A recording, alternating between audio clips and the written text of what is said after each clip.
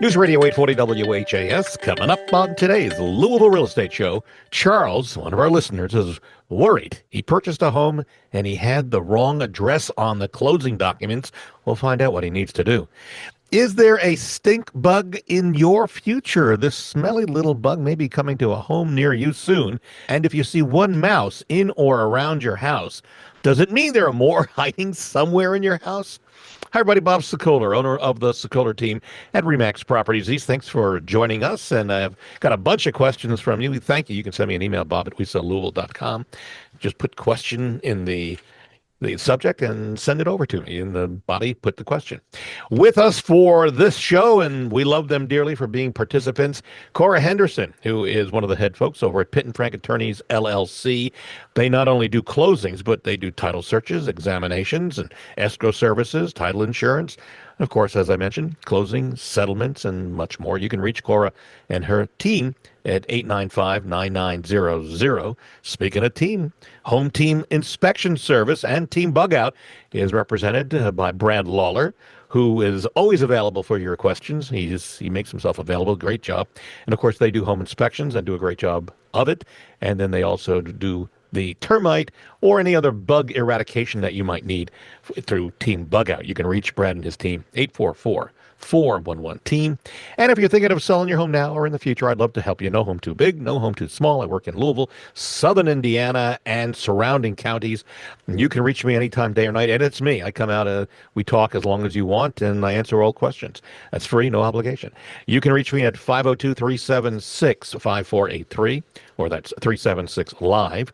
Or go to bobsellslouisville.com, click on the information, fill it out, submit, and then you can get a free estimate of what your home is worth. Very easy. Go to wesellouisville.com, top of the page, click on that, and enter your information. And almost immediately, our AI will generate what the value is. It's just a starting point, but at least you get an idea of what your home is worth. That's wesellouisville.com. All right, folks, you ready? Here we go. Strap in. Let's go. Let's start with Cora. Charles wrote us an email. He went to a closing for a house he was buying a week ago. And by the way, he says in this email, it was not Pitt and Frank that he was closing at. And the address listed on the documents was wrong. The street name was correct, but the number was off by a digit. So he's wondering why the attorney, first of all, didn't correct the documents or notice the problem. He didn't see it until after he got home. He's also wondering why if he still owns the house, and is there a problem with what he now needs to do, and he doesn't know what he needs to do? Cora? Charles, happy to unpack all that. So first and foremost, let me just kind of educate you on what exactly is conveyed in a real estate closing. So we actually convey a legal description of a property. So typically that's going to be a lot and block, if you're in more of a city area. Alternatively, it could be more of a meets and bounds description. You know the ones, go down to the oak tree and 5 paces southwesterly in this direction, et cetera, et cetera. The lot and block is pretty easy. Are you lot 22 in Lake Forest or wherever the case may be? So that is actually what's being conveyed. The property address, the mailing address, is for informational purposes only, okay? That's just for our information. In fact, your mailing address in general is designated by the USPS for those types of services. But we convey and we care from a legal standpoint and a title insurance standpoint, the legal description itself. So, sometimes that helps to the extent that you get a copy of your deed where you conveyed out, or you, if you're the buyer, that you were conveyed this property and it's lot 22. If you see that on the first page of the deed and legal description, that should give you a big, huge sense of relief. But a lot of people may not necessarily know that information. So what would be important for you is to contact the title company that did your closing to verify that. And again, if you hear the same spiel, yes, it's the legal description. Yes, it was lot 22. Yes, this is correct. Please forgive us. It was a typo. Then understand that as such. Now, I hope best case, it's just a typo. It was maybe a misstroke on a key and it was just off by 1 digit. Okay. Best case scenario. Does that unravel or undo anything from a legality standpoint in your closing? Absolutely not. For the reasons I just told you, that legal description controls. But here's also another thought that I want to get through here is the title company and the lender as well, and how they send out the appraiser and all the things go off what's in the sales contract. So it's so important to make sure that your sales contract is correct. Go back and look at that and make sure that address is exact, okay? Oftentimes, not necessarily with mistakes with a digit on a street address, but oftentimes if we have adjacent lots or maybe more than one lot's being conveyed, whatever the case may be, or maybe it's a condo and there's a garage that comes along with it, that may not be included in the contract. Well, if it's not in the contract, fact, we don't know about it. The title company wouldn't know about it. And we take that information and we run with it, right? Unless somebody tells us different, we don't know. We wouldn't be privy to that information. So I know this is a lot, Charles, but I would start with contacting the title company. And if they tell you, please forgive us, it's just a typo, breathe that sense of relief, knowing that it doesn't undo the fact that that is your house. Worst case scenario, if it's a big muck up and not only was it a wrong digit, but it was an incorrect legal description, then that's a big doozy. And that would definitely require some corrective work and some concern about, what you do own, if anything. It's why it's important to choose a good closing attorney. That's why we work with the best with this show, and Pitt and Frank is among the top. So, by the way, if you'd like to hear and see a rebroadcast of this show and Cora's explanation, go to LouisvilleAnswers.com, LouisvilleAnswers.com. That's a redirect to our YouTube channel where this show and others, and a lot of them, reside. All right, we go to Brad Lawler, owner of Home Team Inspection Service and Team Bug Out. Brad, Carly sent us an email about a bug that she's now seeing in her home, a stink bug. And I remember these. Yeah. They're back. They're back. So wait, she's wondering, how do you get rid of them? And more importantly, for the rest of us, are they normally seen in our homes around this time of year? What's going on? Well, I think they seem to be a little early. And I'm not exactly sure why, but yes, we're seeing them. Actually, at Team Bug Out, we've actually been doing preventive treatments for our clients since about 3-4 weeks now. That we've been putting the preventive dusts outside, dusting the soffits and eaves where most of those stink bugs are coming in. Right now, you're probably only seeing ones and twos. They are outside. They're hanging out in your mulch. I've seen them on trees, which is the normal place that they live. But the best things you can do right now, if they do get in the house, just vacuum them up. Don't squish them. Yes, some people are very susceptible, or they smell them a lot more than other people do, because it can be a pretty stinky bug if you squish them. But if you just vacuum them up, flick them outside, whatever you need to do there, they're not going to harm anything. They don't breed in your walls. They don't lay eggs anywhere inside. They're simply coming into your house to avoid the weather. Once things start cooling down, you're going to see more and more of them.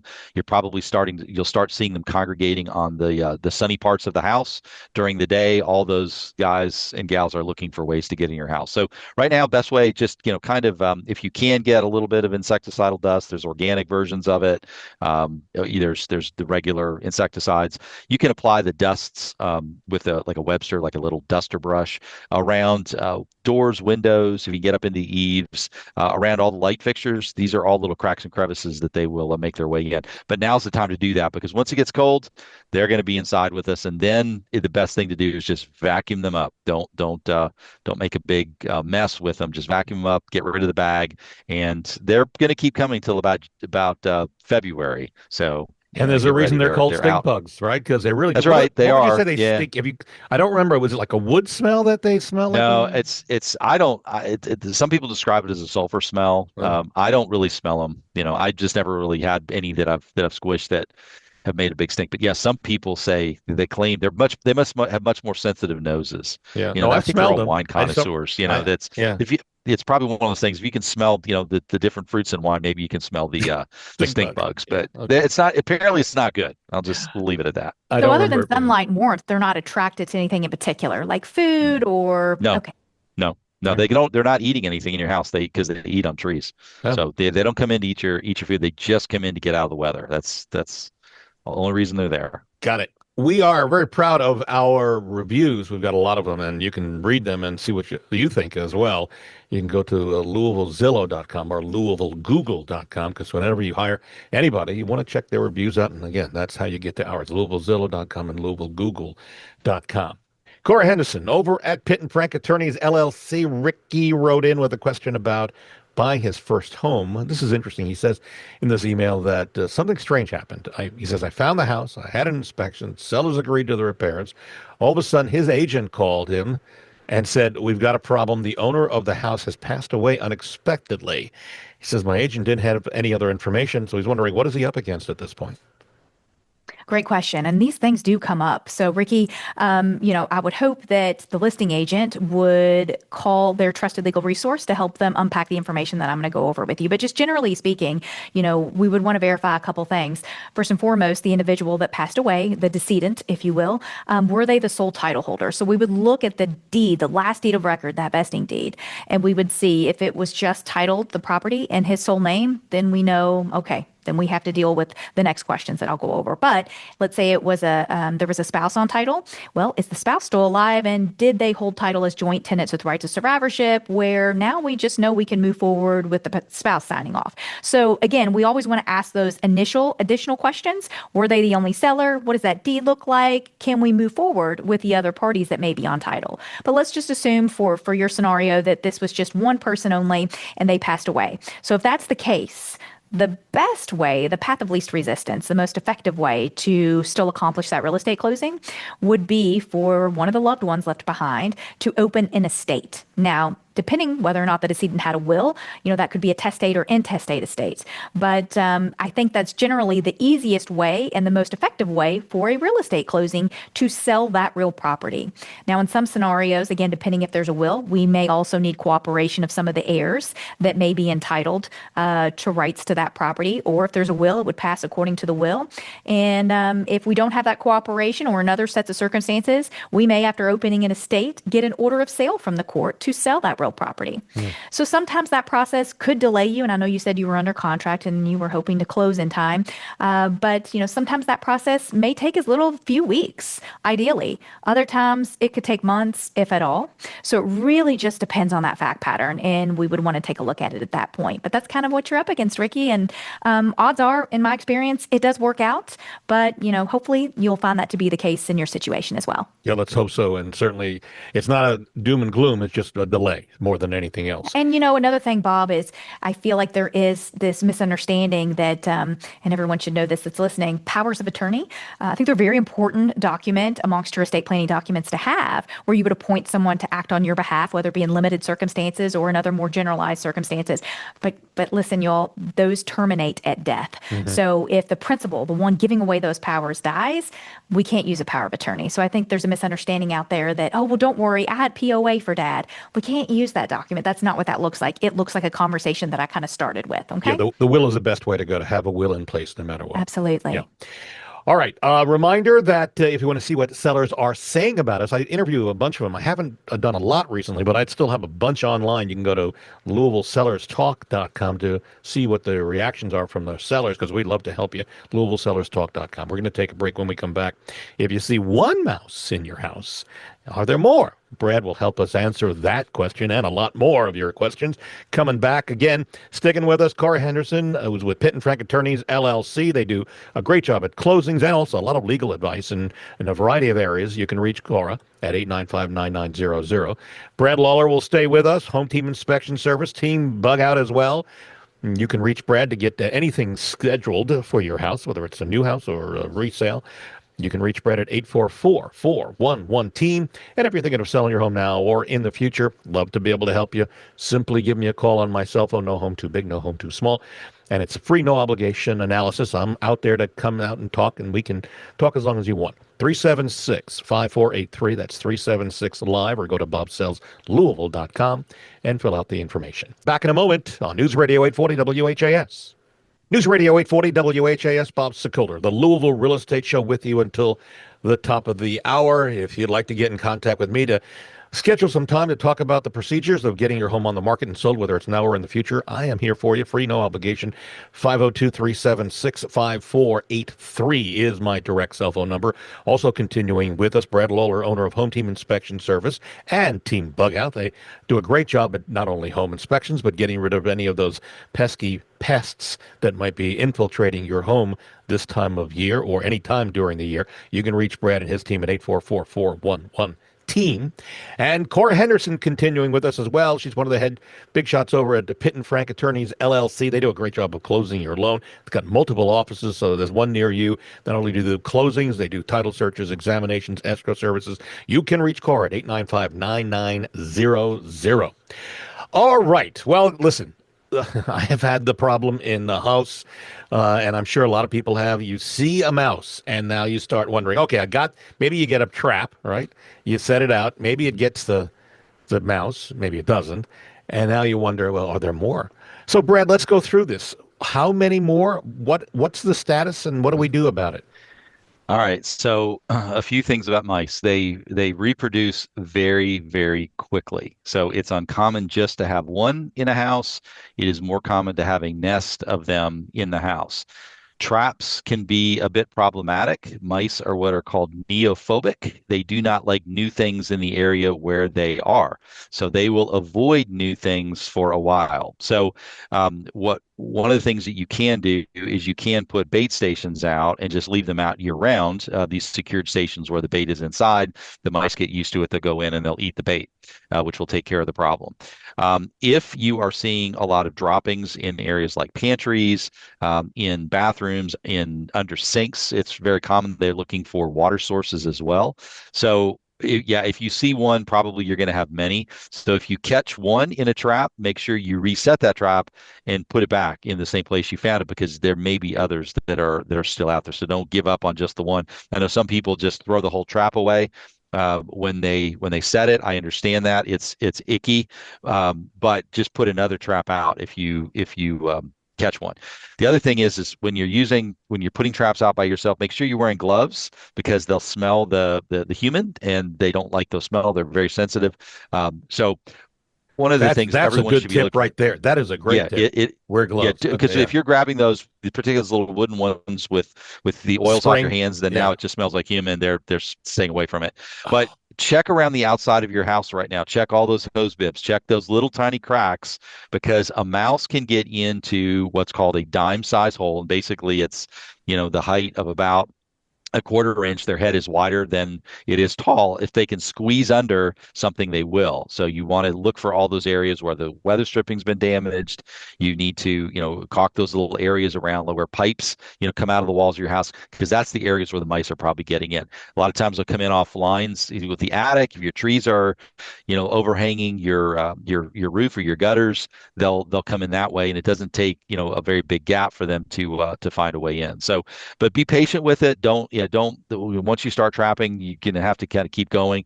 And if it's something outside of your skill set, if you're not comfortable with it, if it's too squeamish, call a pest control company, call Team Bucket. We're happy to come out and do rodent work for you. We do a lot of that all year round, but seasonally we're getting ready to start seeing them more and more in our houses. All right, so Brad, so for the rest of us now, do you suggest the old wooden kind of spring traps, or the ones that they crawl in and get bait? Okay, the bait are the things I'd like to keep out year round. But if you've seen the mice in the house, you're seeing droppings popping up. Traps are going to be more effective, because if you take out the adults, then they won't leave babies behind. So I would say if you've seen any activity, I'd put traps out. There's some newer ones, some that are completely enclosed where the mouse has to actually go inside. Yeah. Mice kind of avoid those, just because unless they've been there a long time, they don't really crawl into those things. If they're new to their environment, over time they will go inside. But some of the snap traps, the heavier plastic ones, are really, really effective.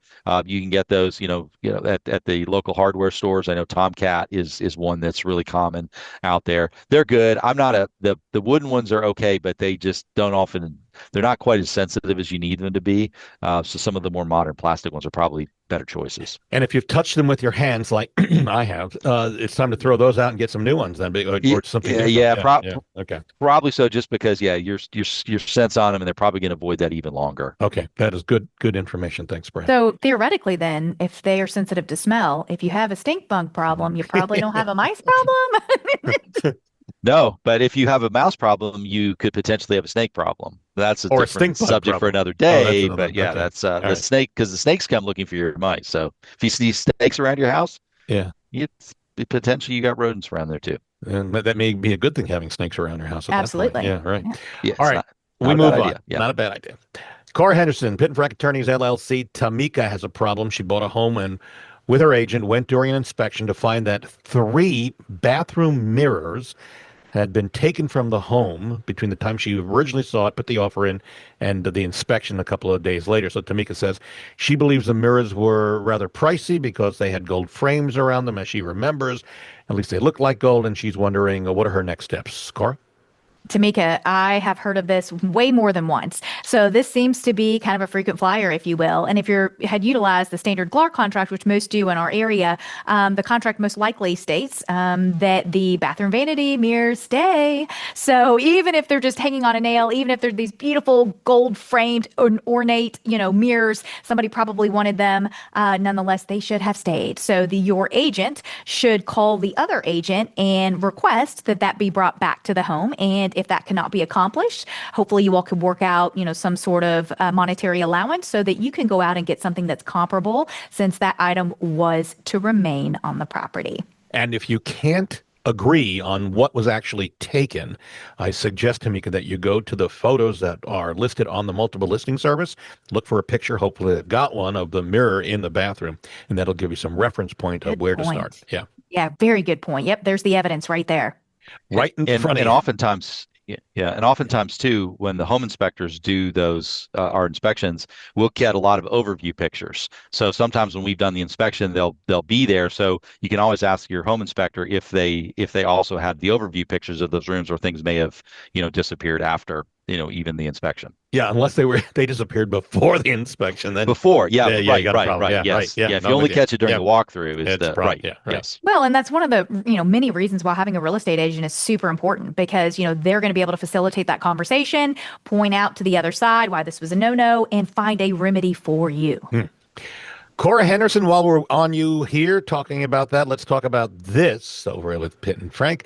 Danny sent us an email saying he had a new roof installed on his house, but the roofing company apparently, he says, did not pull a permit. Danny is wondering, is there a permit that's needed to put a roof on a house? If there's no permit, it's needed? The insurance company, will they ever cover it if it never needs to be replaced again? Permits on putting a new roof on. I don't know that. That's, and that, how Brad jump in. There's no pride of authorship here, but I was not aware of there being a permit being required. In fact, I just had my roof replaced due to hail damage from a storm that we suffered earlier in the year. And there was no information, discussed or come across my desk or my email to that effect. So Brad's shaking his head no. So Brad, you agree there's no permitting? No, I don't know of any permit, but that also means that, the quality of the installation is all at the discretion of the person installing it. So, if you have had a roof replaced, because there is no government official that's going to come look at that final, installation, make sure that you've got somebody competent within the company, whether it's the company owner or their designated representative, coming out and checking their crew's work after they complete that roofing replacement, because sometimes that their own internal quality assurance check uncovers problems that are at hand.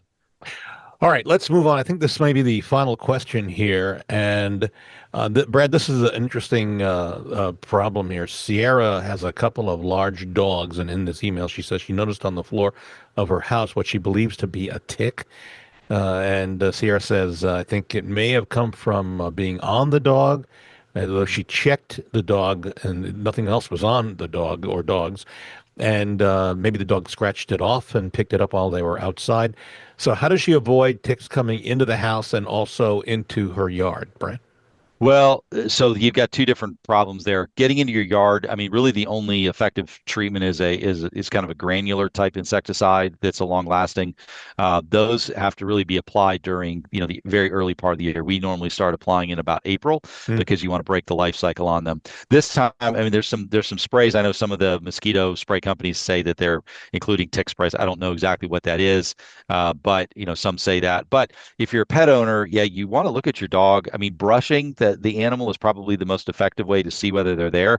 If she did find what may have been a tick, it could have ridden on the dog. It just fell off. It hadn't attached itself to the dog. But yeah, we have clients with very long-haired dogs that have to, and wooded properties, and so they're doing a lot of brushing all the time just to make sure that the animal doesn't have ticks on them. I know there's preventive treatments that you can do on the animal. Those little, I don't know, front line, I think was something we've used personally on our dogs. Put that up between the shoulder blades. those are really effective products. But yeah, it's something we have to be a little bit diligent about, because you to find something that had fallen off the dog may be uncommon, but you really do kind of need to keep an eye on your pets, and even yourself. If you've gone out and worked in those leaf beds along the edges of pathways, that's where the ticks are going to be found most often. So even check yourself after you've done some yard work in areas where you may have some tick population. And we've picked them up too under beautiful shady trees. So in the hot weather we've had this summer, trying to catch a breeze or get under a shaded tree for some coolness sometimes could give rise to that. Yeah, hopefully They don't go very high in the tree though. So that's one of the things. Those guys stay relatively close. The fleas go higher up because they ride on squirrels a little bit higher. But yeah, you certainly can get them under some trees as well. And the granular treatment that you can find in the hardware stores, they start at about $10 for a bag that covers, I don't remember how many square feet, like 4 or 5,000 square feet. So yeah, that's probably about right, because I think the commercial stuff that I'm using, 10,000 square feet is probably around. You're probably in the $75 range for 10,000. So yeah, I would think there's other stuff that's available. You just have to be kind of consistent depending on the type of tick you're dealing with. Some you treat once and you've kind of taken care of it for the season. Others you have to treat throughout the season because of the different life cycle aspects of the different types of ticks we have in this area. We are out of time with that. We thank Brad Lawler, owner of Home Team Inspection Service. They come in as a team. They're ranked the #1 Home Team Inspection Service 10 years in a row. And also, Brad also owns Team Bug Out. You can reach Brad to schedule a home inspection or to get your house treated for whatever might be infiltrating at 844-411-TEAM. That's 844-411-TEAM. For closings, you want to call Pitt and Frank Attorneys, LLC. They not only do a great job, they also will help you with title search and examinations, escrow services, title insurance, and a variety of other things. You can reach Cora and her group at 895-9900. And if you're thinking of selling your home now or in the future, I'd love to be able to help you. No home too big, no home too small. I work in Louisville, surrounding counties, and southern Indiana. And you can call me and I'll come out. It's me, free, no obligation. We'll talk as long as you want about the path of how to get the home on the market, what needs to be done or not done. You can reach me at 376-5483. That's 376-LIVE. Or go to bobsellslouisville.com and fill out the form. And then for a free analysis of what your home is worth, it's AI generated, but it's ready for you and immediate. You can go to WeSellLouisville.com and click on the top of the page. We're out of time. See you next Sunday on News Radio 840 WHAS.